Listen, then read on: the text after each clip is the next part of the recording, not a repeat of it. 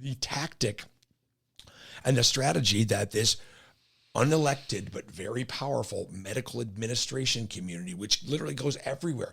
The WHO is a massive part of it, and the NIH and the NIAID and Anthony Fauci and the Big Pharma. Let's not forget the agency capture going on from Big Pharma to all of these people, and they have patents, and Fauci has patents personally, and many of his lieutenants do.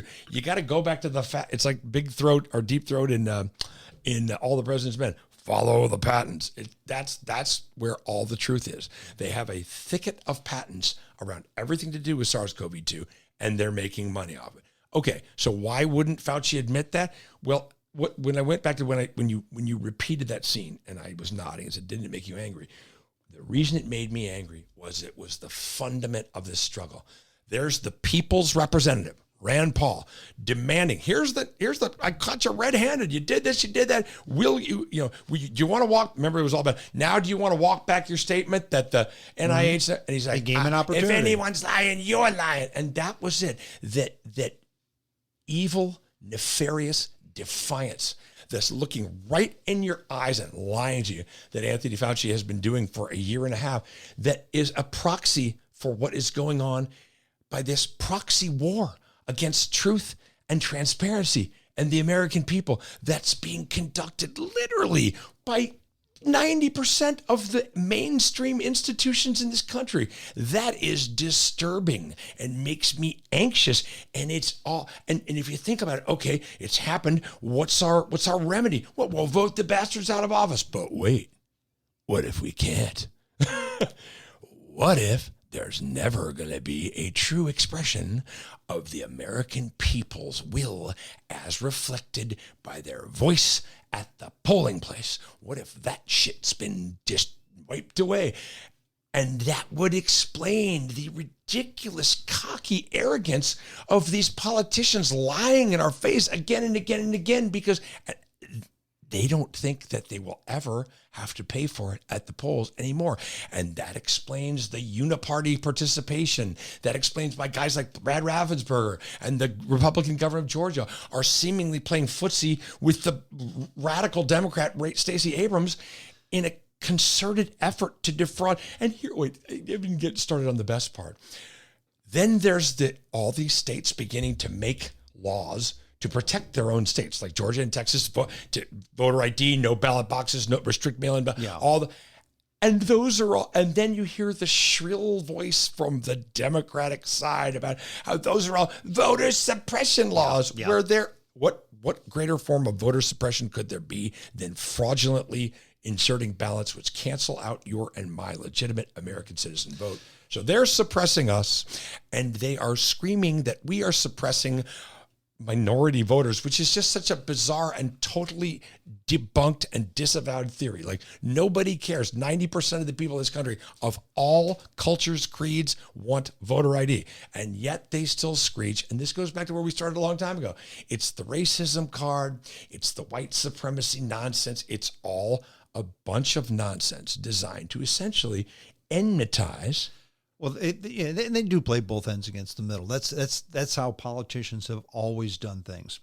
But the whole conspiracy theory thing, and you can relate to this more than me because of where you live. In your district, for generations, a Clay has been the U.S. representative. Okay, That's true. I mean, I think in the early '60s, Bill Clay won the seat. I'm thinking it was the early '60s. And then his son, and then Lacey Clay, yeah. And Lacey Clay won. If there was ever a cog in the wheel of the machine, it was Big time. Clay. It was the Clays. And Cory Bush. How did Cory Bush unseat that? Two words: George Soros. Massive money from George Soros, who is not even trying to hide what he's trying to do. Then there's Kim Gardner, our charming St. Louis City, Attorney General. The people elected her twice. Again, remains to be seen. Well, I will. My son lives in the city of St. Louis. He lives in Compton Heights, and he told great neighborhood. And thank you. And it is a good neighborhood. My mother grew up in Compton Heights as well. Okay. But he says, yeah, Kim Gardner's going to get reelected. by a landslide. I said, how do you know that? She says, because everybody that I talk to here says they're going to reelect her. I mean, I just don't. And it's a white guilt thing. Is what he believes. Okay, Yeah. but I mean, why would you reelect somebody who is? I'll just say this: in clear dereliction of duty. Worse than For that. start? I had a person who I respect that says, look, I think that Kim Gardner may be borderline illiterate. I said, oh, come on. She's a graduate of St. Louis University Law School. He said, yeah. Would you want to be the one to deny her an education? To go ahead and flunk her?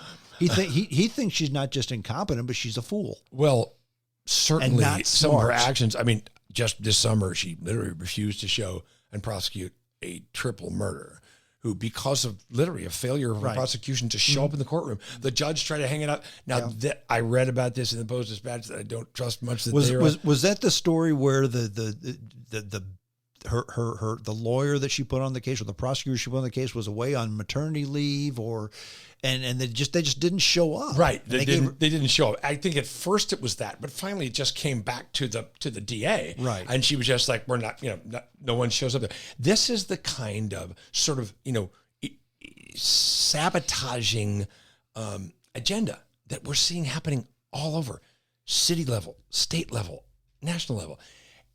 It's a sabotage. Biden is the saboteur in chief.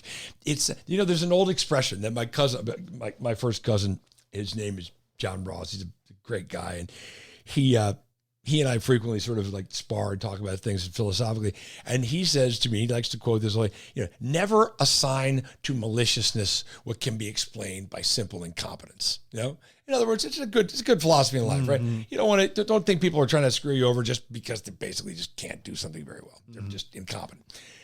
Easier to forgive incompetence than maliciousness, right? But I think that we are in a situation where the exact opposite dynamic is in play. That they are doing everything to exude, ostensibly, if any explanation is offered at all, incompetence, whereas underneath is an absolutely planned, malicious deconstruction. Well, and that's been the moniker of more the Democrats against the Republicans, but in some cases, Republicans against Democrats. The opposition is stupid. They're dumb. They don't know what they're doing. They're incompetent. To me, that's the weakest argument of all, and that's why I questioned that Kim Gardner accusation that individual made.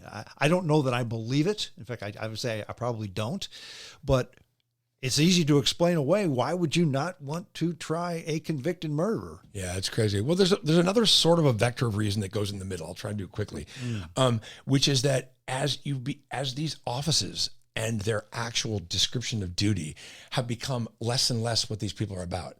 And what they're really about more and more is reelection, getting paid, getting sweetheart deals and stock issues, being invited on even if it's not, they're not just being paid directly into the Cayman Islands account, but if their quote unquote payoff is more legitimate, they get a lecture tour down the line, they get a partnership in a law firm, whatever it is. Book deal. They're just spending all their time on that. And the absence of any sort of competence in governance is on full display. Well, and I agree 100% with what you're saying, which almost makes my argument against these conspiracy theories. I don't think these people give two shakes about, let's go ahead and have a conspiracy so that the cabal can continue to reign supreme. It's, what am I going to do to feather my nest for when I'm out of this whole thing? And if you can sell off your mother to make money, you'll do it. Agreed with you conceptually about what they're capable of. So then I would say here, I think, is the most illustrative example between our 2 points of view. If they were acts of omission, I would agree with you, but they're acts of commission. Nobody tells the Border Patrol, stopping people to come in. No one defunds ICE and gives ICE instructions. You may not instruct and deport people.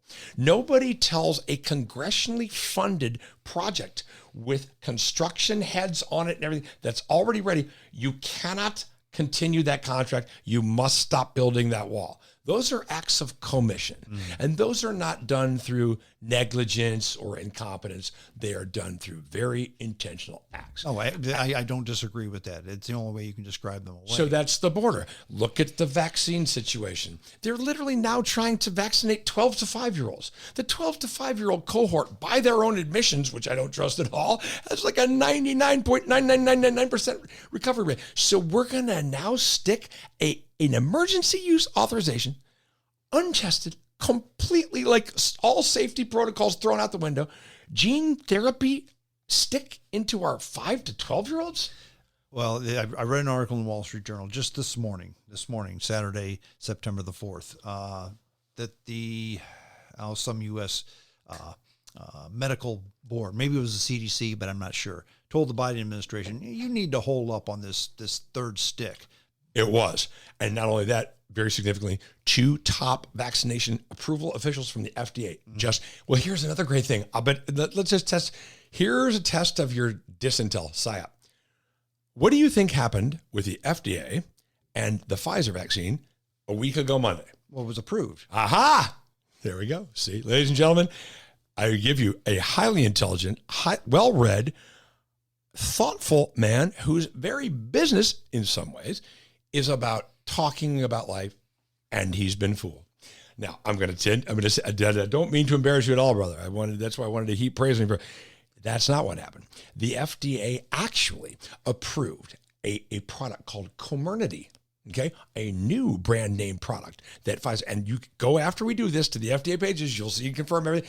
So it was a head fake by the FDA, pressured by the Biden administration and Big Pharma. They actually said, no, we just reauthorize under the emergency use authorization the current Pfizer vaccine.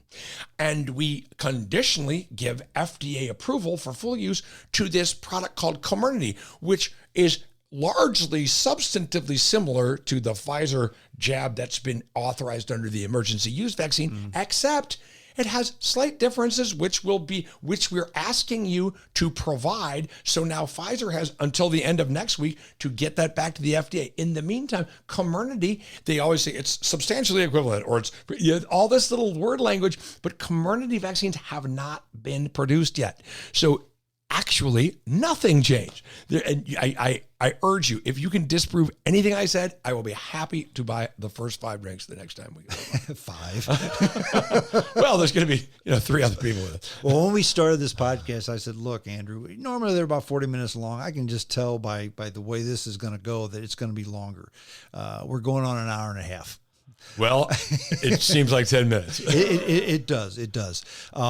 If you will do this again, I would love to have you back as a guest. It would be my pleasure, sir. It was wonderful. It was a good conversation. We could go on forever and ever. Amen. But you got to cut it off someplace. So maybe we do it now. Enjoyed it so much. Thank you for having me. I'd be happy to come back. And I hope that your audience has learned something today.